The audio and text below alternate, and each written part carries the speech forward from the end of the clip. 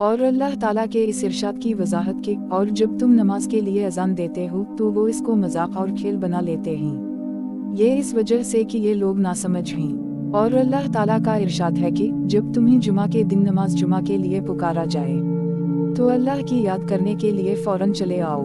نماز کے وقت کے اعلان کے لیے لوگوں نے آگ اور ناقوس کا ذکر کیا، پھر یہود و نصاری کا ذکر آ گیا۔ پھر بلال رضی اللہ عنہ کو یہ حکم ہوا کہ اذان کے کلمات 2 مرتبہ کہیں اور اقامت میں 1 مرتبہ۔ جب مسلمان ہجرت کر کے مدینہ پہنچے تو وقت مقرر کر کے نماز کے لیے آتے تھے، اس کے لیے اذان نہیں دی جاتی تھی۔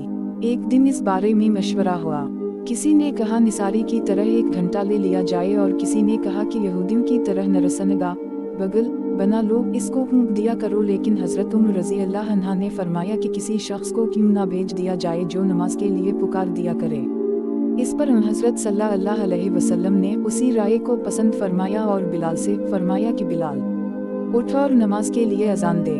حضرت بلال رضی اللہ عنہ کو حکم دیا گیا کہ اذان کے کلمات 2 مرتبہ کہیں اور سباق قامت الصلاۃ کے تکبیر کے کلمات 1 دفعہ کہیں۔ جب مسلمان زیادہ ہو گئے تو مشورہ ہوا کہ کسی ایسی چیز کے ذریعہ نماز کے وقت کا اعلان ہو جسے سب لوگ سمجھ لیں۔ کچھ لوگوں نے ذکر کیا کہ آگ روشن کی جائے یا نرسنگا کے ذریعہ اعلان کریں، لیکن آخر میں بلال کو حکم دیا گیا کہ اذان کے کلمات 2 دفعہ کہیں اور تکبیر کے 1 دفعہ۔ بلال رضی اللہ عنہ کو حکم دیا گیا کہ اذان کے کلمات 2 دفعہ کہیں اور تکبیر میں یہی کلمات 1 دفعہ۔ اسماعیل نے بتایا کہ میں نے ایوب سختیانی سے اس حدیث کا ذکر کیا تو انہوں نے کہا مگر لفظ قامت الصلاۃ 2 ہی دفعہ کہا جائے گا۔